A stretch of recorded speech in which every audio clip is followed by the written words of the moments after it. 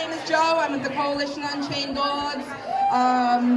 Love the organization. We build fences for free for dogs in the city of Atlanta. These are dogs that are at risk, dogs that live outdoors. We also provide free spay-neuter. We stay connected and we make changes in the community. I am not here today to specifically discuss the Coalition Unchained Dogs with you because we have a table set up. Please come by and have some candy and talk to us about the services that we provide. Otherwise, we're going to have to eat all that candy up. I don't need to eat candy, okay? Do not need to eat candy, so come see us. I am here to speak to you about chaining dogs, why we should not chain dogs. I was just talking to the young guys about that. The number one dog that we see that is chained up in Fulton County for whatever reason, there are pit bulls. Pit bulls are being chained. I'll start at the very beginning. We see small puppies, 3 and 4 months old, that are chained up. You can see the photographs here. This is happening. These dogs, where at the most critical point in their lives, where they should be learning about their world and their environment, and they should be socialized. They're chained up and they cannot move. Some of them do not have the experience, so they are getting tangled up on their chains. For those that make it to a year old, these dogs can become aggressive.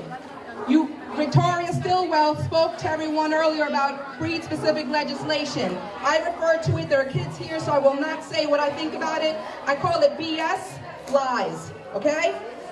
She spoke to everyone about breed-specific legislation. You continue chaining these dogs, and these dogs are going to continue to become frustrated. They are an example of why these folks are out to kill our dogs. I'm being very real with everyone, okay? When we come to help folks, we are not judgmental. We deal with everyone with compassion, but this is very serious. I'm speaking to everyone here. Chained dogs are a cancer in our communities. It's spreading. The dog that now becomes a year old can become aggressive. They are frustrated. We've seen dogs that started out on green patches of grass, soft grass, and because of their constant pacing back and forth and having nothing to do and no exercise, the grass is gone. It's dead. Sort of like the dog spirit. Okay, so if you want to think about it, that dog that started out young on that green healthy grass, a year later, continued to be chained, that grass is dead. What do you think is happening to the spirit of these dogs? That's what's happening to these chained dogs. Some of you folks probably will say, I can't afford a fence. Let's say that we're not building in your area right now. I cannot afford a fence. Fences are not as expensive as you think they are. If you really want to know, if you want some resources, come and see us. If we're not building in your area, there are ways to go around it. You may say to yourselves, I don't have the experience to build my own fence. Do I look like I know how to build a fence? But I do. We learn how to build these fences. It is essential that we take these dogs off these chains. Besides the fact that it is illegal in Fulton County.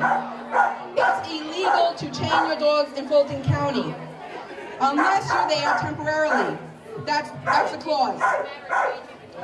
Some of these dogs become tangled up in their chains. And what happens is, once they need a surgery, the dogs are getting dumped at the pound, animal control, or the shelter. Some of those that are lucky get adopted out. How many dogs do you really think are getting adopted out? Look around you, folks. Ed, are you here? Can everyone look to the front? This little lady right here is practicing for the pull contest. That's why she's pulling all over the place. She's a tripod. The truth is, and I showed the kids earlier, that's her photograph right in the center of this board. You see that leg? She was chained up, and her leg got tangled up in that chain. She was young. She was about 5 months old. She did not have the experience to get loose. So once her owner did get her loose, they brought her over to animal control. And what do you think would happen there? Well, obviously, the tenacious Michelle Humphreys, though, of the Georgia Humane Society, pulled her, raised the money, had the leg amputated, and our master builder with the Coalition Unchained Dogs adopted her. This is a massive, strong dog, but she's one of the lucky ones, folks. Please, I ask everyone, let's not be judgmental about folks that are chaining their dogs. Let's wonder why they're doing it, okay? And let's try to educate. We are here to help. If we're not building in your area, we have resources. We have manuals so you can build your own fences. We've got a video. This whole area, this is about networking. We can tell you who else can build if we can't build there. They may not be as wonderful as the Coalition of Unchained Dogs, woo-hoo! But I'm not knocking anyone. If you're getting the job done, get the job done, okay? My name is Joe. I'm with the Coalition of Unchained Dogs. Please come see us. Have some candy. We've got the good chocolate stuff, not the cheap stuff from the 99-cent store, okay? Thank you very much for your time.